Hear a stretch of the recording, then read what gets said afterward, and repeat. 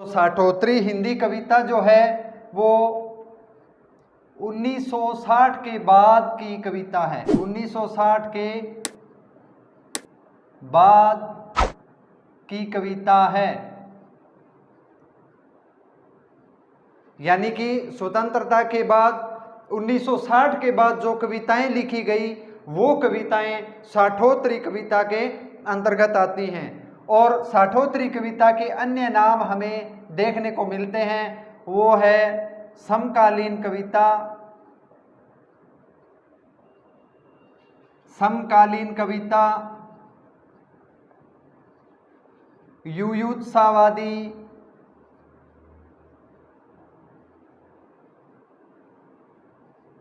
युयुत्सावादी कविता, और तीसरा नाम है ए कविता, ए कविता। यानी कि 1960 के बाद की कविता थी वो साठोत्तरी कविता के अंतर्गत आती हैं, और समकालीन कविता, युयुत्सावादी कविता और ए कविता साठोत्तरी कविता के अन्य नाम हमें देखने को मिलते हैं। यह कविता नई कविता से बिल्कुल अलग हटकर है, साठोत्तरी कविता। अब हम देखते हैं कि साठोत्तरी कविता की विशेषताएं कौन कौन सी हैं। साठोत्तरी कविता की विशेषताएं, इन कविताओं में असंतोष, अस्वीकृति, विद्रोह का स्वर साफ तौर पर झलकता है, कहीं व्यंग्य तौर पर, कहीं खुले तौर पर। कि इन कविताओं में विद्रोह का स्वर, अस्वीकृति, हिंसा साफ तौर पर उभरी हुई है, कहीं व्यंग्य के रूप में तो कहीं खुले तौर पर। साठोत्तरी कविता के अंतर्गत जीवन की जीवंत कविताओं, अनुभूतियों को जीवंता मिलती है। साठोत्तरी कविताओं में प्रेम, रोमांस का अभाव पाया जाता है, यानी प्रेम और रोमांस जो छायावादी काव्य के दौरान हमें देखने को मिलते थे वो इसमें बिल्कुल नहीं मिलते हैं। साठोत्तरी कविताओं के दौरान जीवन से सीधा जुड़ाव, जो जीवन में हमारे चल रहा है, जीवन से सीधा साक्षात्कार, सीधा जुड़ाव इसमें पाया जाता है। साठोत्तरी कविता के अंतर्गत हिंसा, कुंठा, निराशा, द्वंद्व, संघर्ष इत्यादि देखने को इसमें मिलते हैं। साठोत्तरी कविताओं के दौरान व्यक्ति की अधिकार लोलुपता, स्वार्थीपन, लोभ देखने को मिलता है। साठोत्तरी कविता के अंतर्गत राजनीतिक संदर्भों से साक्षात्कार हमें देखने को मिलता है।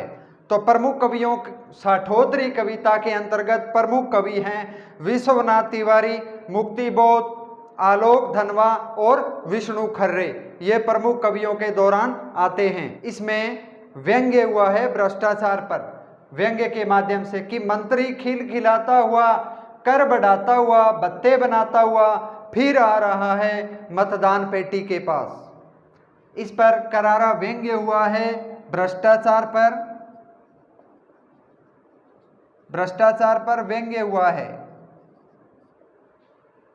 तो प्रिय विद्यार्थियों, ये थी हमारी साठोत्तरी हिंदी कविता। इसको मैं एक बार फिर से रिपीट कर देता हूं कि साठोत्तरी कविता जो है वो 1960 के बाद की कविता है। साठोत्तरी कविता के अन्य नामों में समकालीन कविता, ए कविता, युयुत्सावादी कविता के नाम हमें देखने को मिलते हैं। और साठोत्तरी कविता जो है वो बिल्कुल नई कविता से अलग हटकर है। साठोत्तरी कविता के दौरान की जो विशेषताएं हैं वो देखें कि इन कविताओं में असंतोष की भावना है, अस्वीकृति है, विद्रोह का स्वर है, साफ तौर पर उभरा है, कहीं व्यंग्य तौर पर और कहीं खुले तौर पर। जीवन की प्रामाणिक अनुभूतियों को जीवंत परिवेश में उतारा गया है। रोमानी छायावाद संस्कारों से पूर्ण मुक्त है, यानी उसमें प्रेम और रोमांस बिल्कुल नहीं है, जैसे छायावाद के दौरान हमें देखने को मिलता था। जीवन से सीधा साक्षात्कार किया गया है। असंतोष, निराशा, कुंठा का स्वर मुखरित हुआ है और मानव की स्वार्थपरता, अधिकार लोलुपता और भ्रष्टाचारिता पर खुला व्यंग्य किया गया है, व्यंग्य बनाया गया है। राजनीतिक संदर्भों को साक्षात्कार बनाया गया है। अगर हम प्रमुख कवियों की बात करते हैं तो उनमें हैं विश्वनाथ तिवारी हैं, विष्णु खर्रे हैं, मुक्तिबोध हैं, आलोक धनवा हैं इत्यादि प्रमुख कवि हैं। हिंदी नवगीत परंपरा, हिंदी नवगीत परंपरा जो है वो 1960 के बाद लिखी गई। शंभुनाथ की एक परिभाषा है,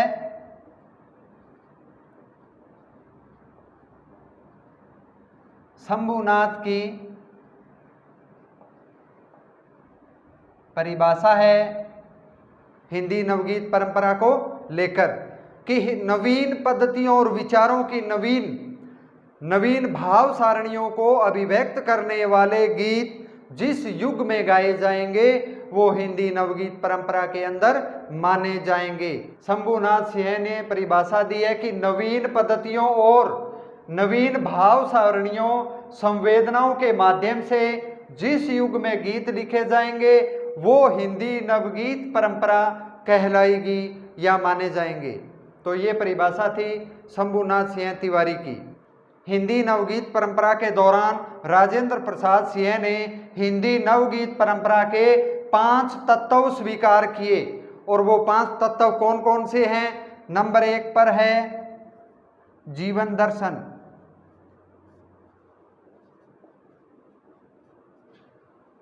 नंबर 2 है आत्मनिष्ठा, नंबर 2 पे है आत्मनिष्ठा, व्यक्तित्व बोध,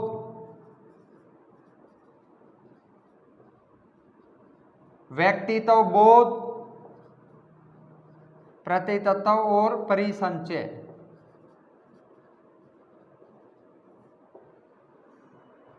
राजेंद्र प्रसाद सिंह ने हिंदी नवगीत परंपरा के 5 तत्व स्वीकार किए हैं: जीवन दर्शन, आत्मनिष्ठा, व्यक्तित्व बोध, प्रतितत्व और परिसंचय। राजेंद्र प्रसाद की रचना आओ खुली बयार, आओ खुली बयार, आओ खुली बयार रामदरस मिश्र की है, रामदरस मिश्र की है। पथ के गीत, पथ के गीत। नंबर 3 पे है शंभुनाथ सिंह की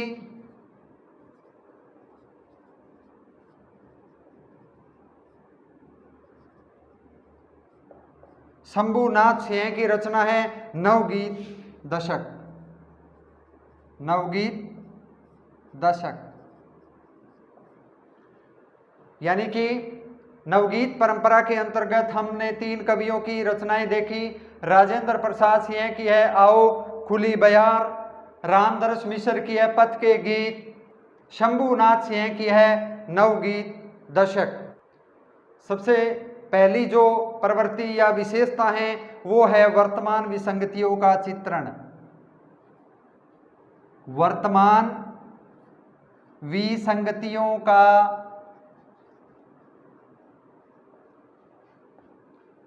चित्रण, वर्तमान विसंगतियों का चित्रण। नंबर 2 पे है लोक जीवन की अभिव्यक्ति, लोक जीवन की अभिव्यक्ति।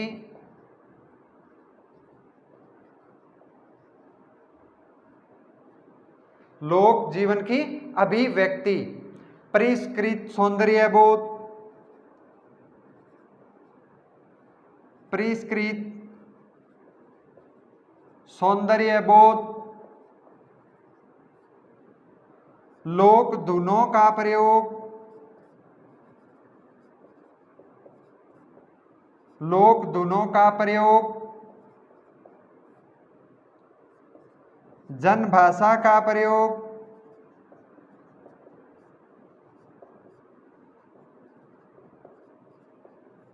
जन भाषा का प्रयोग। इसके बाद है नवीन प्रतीक योजना,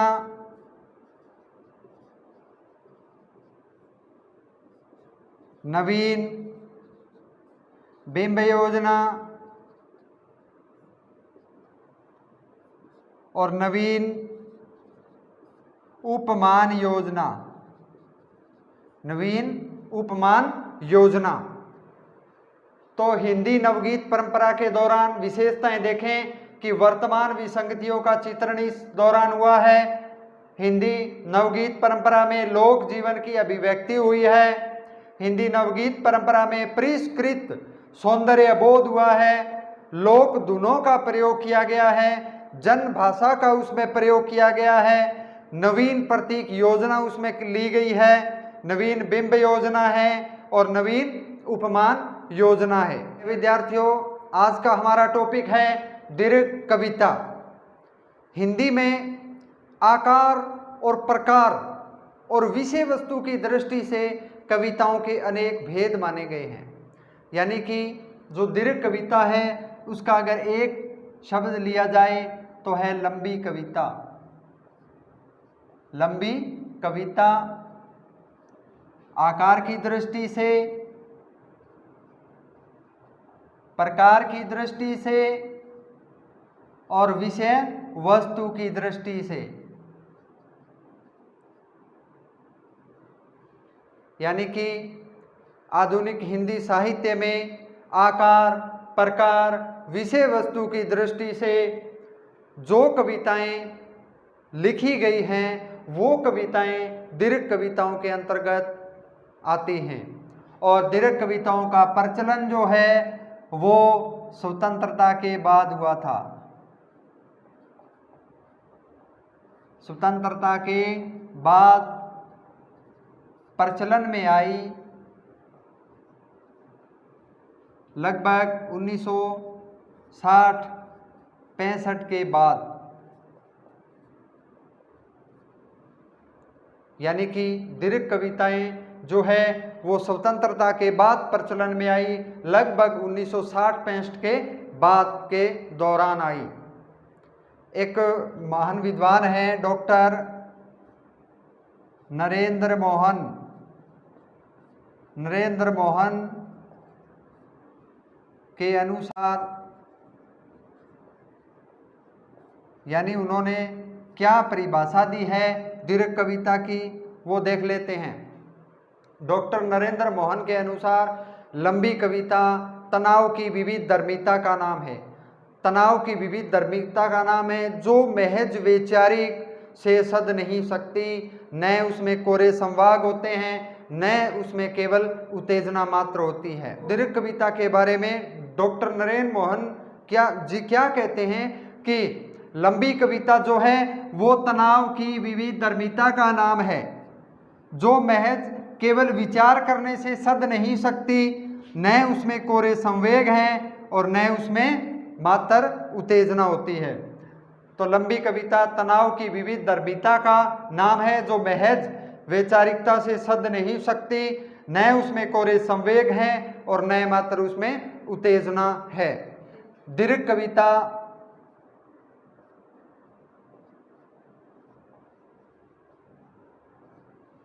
कविता में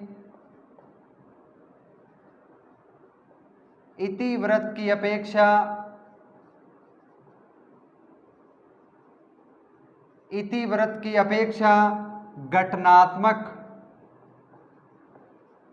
घटनात्मक रूप में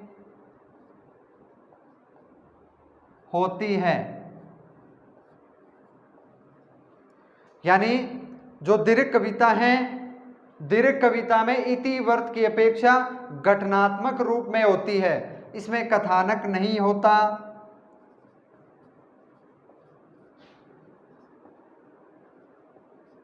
इसमें कथानक नहीं होता।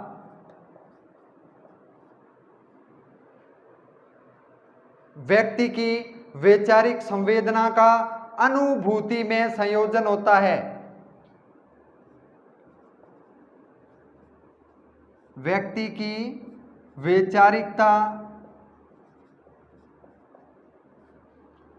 का अनुभूति में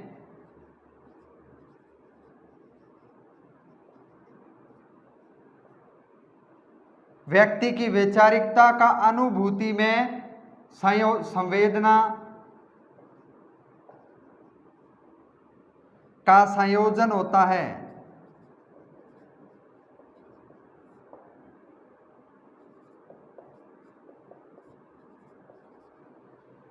यानी कि दीर्घ कविताओं के दौरान क्या होता है, इन कविताओं में इतिवृत्त की अपेक्षा गठनात्मक विवरण मिलता है, रूप में होती है। इसमें कथानक नहीं होता है। व्यक्ति की वैचारिकता का अनुभूति में संवेदना का संयोजन होता है। उदाहरण स्वरूप देखें कि दीर्घ कविता है वो कौन कौन सी है, तो असाध्य वीणा, असाध्य वीणा अज्ञेय की हैं। दूसरी कविता है चांद का मुंह टेढ़ा,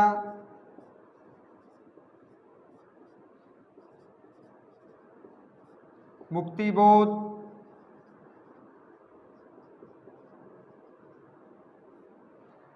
चांद का मुंह टेढ़ा, मुक्तिबोध और समय देवता।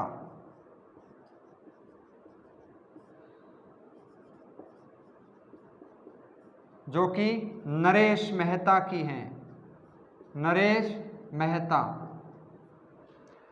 दीर्घ कविताओं में अगर प्रमुख कविताओं की बात की जाए तो असाध्य वीणा अज्ञेय जी की है, चांद का मुंह टेढ़ा मुक्तिबोध जी की कविता है, समय देवता जो है वो नरेश मेहता जी की कविता है। दीर्घ कविताओं की प्रमुख विशेषताएं, तो सबसे पहले आख्यानात्मकता का अभाव।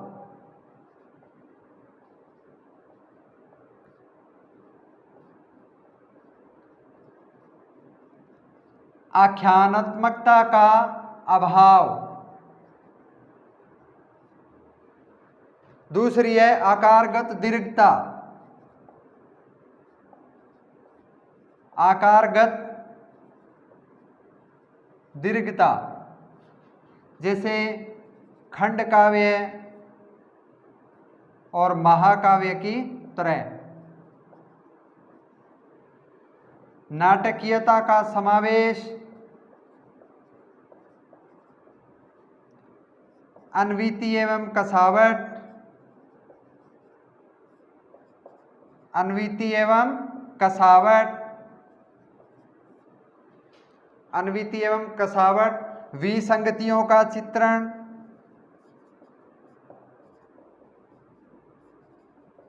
विसंगतियों का चित्रण, संघर्षशील चेतना,